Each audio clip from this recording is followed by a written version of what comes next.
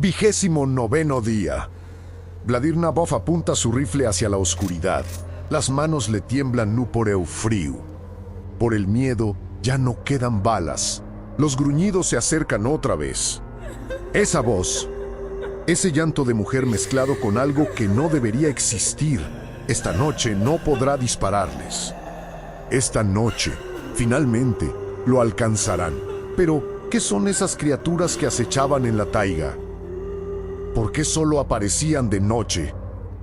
¿Y por qué parecían buscar algo específicamente a él? Lo que Vladir descubrió en aquellos 29 días perdido en la selva más grande del mundo cambiará todo lo que creías saber sobre la taiga siberiana. Y te hará dudar si realmente estamos solos en los bosques congelados. Si esta historia te está atrapando, suscríbete ahora porque lo que viene no lo olvidarás. Todo comenzó 3 semanas antes. Vladir era cazador profesional. Conocía la taiga como pocos, o eso creía. Esa tarde de octubre había bebido vodka junto al fuego para combatir el frío de menos 15 grados. Un error que los veteranos nunca cometen. El alcohol te da falsa sensación de calor, te hace descuidado. Cuando despertó, su mapa se había quemado casi completamente. Solo quedaban cenizas y un pequeño fragmento inútil, pero había algo más extraño. Sintió que alguien lo había empujado mientras dormía, un empujón firme en el hombro. Se levantó de golpe, miró alrededor, nadie, absolutamente nadie. Las huellas en la nieve eran solo las suyas. El vodka, pensó, alucinaciones del alcohol. Pero en el fondo, algo no encajaba. Ese empujón había sido real, demasiado real. Ahora estaba perdido, sin mapa, en una región que no reconocía. La taiga se extendía infinita en todas direcciones. Millones de hectáreas de bosque congelado. El mismo paisaje repetido hasta el horizonte, árboles, nieve, silencio. Vladir sabía que tenía 2 opciones: caminar hacia donde creía que estaba la civilización, o morir intentándolo. Lo que no sabía es que algo en esa selva ya había notado su presencia, y cada noche se acercaría un poco más. Los primeros 3 días fueron brutales. El frío quemaba la piel expuesta. Vladir caminaba durante el día, siguiendo el sol. Por las noches, construía refugios precarios, fogatas pequeñas, racionaba la comida que le quedaba. 2 latas de conserva, un poco de pan duro. Cazó un conejo el 4.º día. Lo asó sin sal, sin especias.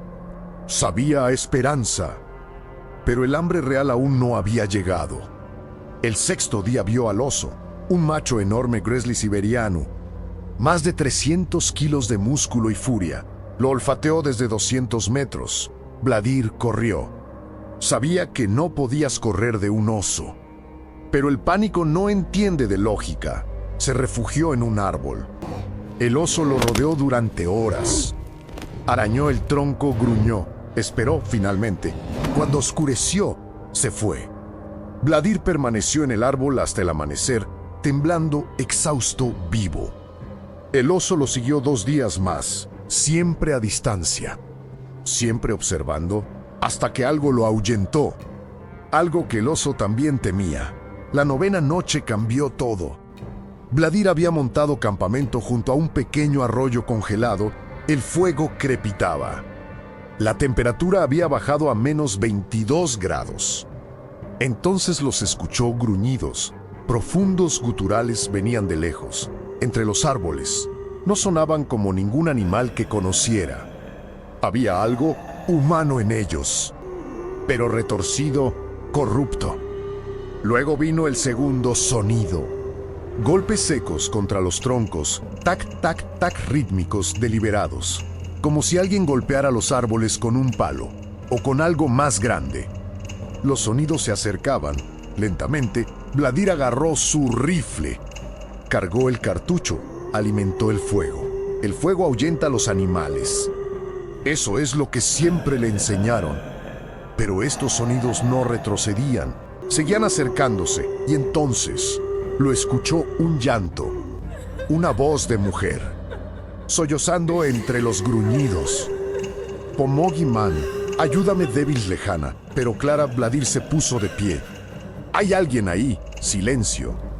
Los gruñidos se detuvieron, los golpes cesaron. Solo el crepitar del fuego. Entonces la voz regresó, más cerca, mucho más cerca. Pomogi, pero había algo mal en esa voz. El tono era correcto. Las palabras eran correctas, pero la cadencia. Era como si algo estuviera imitando el habla humana, aprendiéndola, usándola como señuelo. Bladir apuntó su rifle hacia la oscuridad. ¡Muéstrate! Los arbustos se movieron, a apenas 30 metros. Algo grande se desplazaba entre las sombras, algo que caminaba, pero no como un oso, no como un lobo, como algo que intentaba caminar erguido. Bladir apagó la fogata de una patada. Completa oscuridad. Trepó al árbol más cercano, con el rifle colgando del hombro, las manos sangrando por la corteza congelada. Subió hasta donde las ramas podían sostenerlo. Y esperó. El gruñido estaba ahora directamente debajo de él. Podía oír su respiración pesada, húmeda, y ese llanto otra vez. Pero ahora sonaba furioso, frustrado. Bladir apuntó hacia abajo. Apenas podía ver una forma oscura, más alta que un hombre, más ancha que un oso. Disparó 2 veces. El flash iluminó por un segundo la escena, y lo que vio, lo que creyó ver, dispara 2 veces. Un grito desgarró la noche. No era animal, no era humano. La criatura huyó, rompiendo ramas, alejándose hacia la oscuridad profunda. Bladir permaneció en el árbol hasta el amanecer, sin dormir, sin moverse, preguntándose qué demonios acababa de encontrarlo y si volvería. 3.0 caracteres regresaron cada maldita noche. A partir de ese momento, Bladir cambió completamente su rutina. Dormía Gigía, se mantenía despierto toda la noche, con el rifle listo, con el fuego encendido, pero ya no confiaba en el fuego. Sabía que esas cosas no le temían. Lo usaban para localizarlo. La 12ª noche fueron 3. Podía distinguir los gruñidos diferentes. Uno profundo y gutural, otro más agudo, casi como un silbido, y el tercero. Ese seguía usando la voz. Ven, ven con nosotros, en ruso perfecto. Bladir disparó 4 veces esa noche. Nunca supo si les dio. Solo sabía que retrocedían temporalmente, para volver 1 hora después. El hambre comenzó a volverlo loco. Llevaba 15 días perdido. Había cazado solo un conejo más. Comió corteza de abedul. Bebió nieve derretida. Su cuerpo quemaba las últimas reservas de grasa. Pero el verdadero enemigo no era el hambre, era el sueño. No podía dormir de noche y de día. El miedo lo mantenía alerta. ¿Y si las criaturas cambiaban de patrón? ¿Y si atacaban con luz del día? El 17º día casi lo logran. Bladir se quedó dormido al mediodía, exhausto, derrotado. Despertó con un gruñido a centímetros de su oído. Se levantó de golpe, disparó a ciegas. La criatura estaba ahí, a plena luz del día. Por primera vez la vio claramente. Era alta, casi 2,5 metros. Bladir disparó 3 veces. La criatura chilló, no de dolor, de furia. Se alejó a una velocidad imposible, saltando entre los árboles como si la gravedad no existiera. Bladir contó sus balas restantes, 7, solo 7 balas entre él y esas cosas. La 20ª noche fue la peor. No vinieron 3, vinieron más, muchas más. Los gruñidos rodeaban su campamento, formando un círculo perfecto, coordinados, inteligentes. Bladir subió a su árbol habitual, pero esta vez no disparó. No podía desperdiciar munición. Las criaturas permanecieron ahí durante horas, gruñendo, golpeando los árboles. Y esas voces ahora eran varias, hombres, mujeres, niños, todas llamándolo. Bladir, baja del árbol. Bladir, Estamos aquí para ayudarte. ¿Cómo sabían su nombre? ¿Cómo demonios sabían su nombre? Uno de ellos comenzó a trepar. Vladir lo escuchó, las garras arañando la corteza. Cada vez más cerca, apuntó hacia abajo. Esperó hasta ver la forma oscura. Disparó una vez, impacto directo. La criatura cayó. Las demás enloquecieron, gritaron, aullaron, golpearon los árboles con furia salvaje, pero no treparon, no esa noche. Al amanecer, Vladir bajó del árbol. Buscó el cuerpo de la criatura que había matado. No había nada, ni sangre, ni rastros. Solo un olor nauseabundo, a carne podrida y algo más, algo antinatural. Le quedaban 4 balas y 23 días perdido en el infierno congelado. Sabía que no sobreviviría mucho más. Las criaturas lo sabían también. Y cada noche se volvían más atrevidas, más hambrientas, más pacientes, esperando el momento en que Vladir cometiera un error o se quedara sin munición, lo que sucediera primero. 26º día, 3 balas. Vladir ya no caminaba, arrastraba los pies. Su cuerpo era solo huesos y voluntad. Había perdido más de 15 kilos. Los labios agrietados sangraban constantemente. Las manos congeladas apenas podían sostener el rifle. Pero lo peor no era el cuerpo, era la mente. Comenzaba a escucharlas incluso de día. Susurros entre los árboles gizaos lejanos. Su propio nombre repetido como un eco. ¿Eran reales? ¿O finalmente estaba perdiendo la cordura? Esa noche montó campamento junto a un precipicio. Estrategia básica, solo necesitaba defender un flanco. El fuego ardía débilmente. Casi no le quedaba energía para recolectar leña. Se recostó contra una roca, el rifle sobre el regazo, los ojos ardiendo por el sueño que no llegaba, y entonces empezó. El coro, docenas de voces, todas diferentes, todas llamándolo simultáneamente. Venían de todos lados, del bosque, desde abajo del precipicio, desde arriba, en los árboles, rodeado, completamente rodeado. Las figuras emergieron de la oscuridad. No se escondían más, se mostraban altas, oscuras, imposibles. 12 de ellas, quizás más, formando un semicírculo. Acercándose lentamente, Vladir levantó el rifle. Apuntó a la más cercana. ¡Atrás! Su voz sonó patética, quebrada, desesperada. La criatura inclinó la cabeza, como un perro curioso, y habló. Con la voz de su esposa muerta, Elena muerta hacía 5 años de cáncer. Vladir, ven conmigo. Estoy tan sola, perfecta. Cada inflexión, cada matiz. Vladir apretó el gatillo, clic, nada. El rifle estaba vacío. Había usado la última bala 2 noches atrás. Y lo había olvidado, la desnutrición, el sueño, el miedo. Le habían robado la capacidad de contar. Las criaturas avanzaron. Ya no había nada que las detuviera. Vladir retrocedió.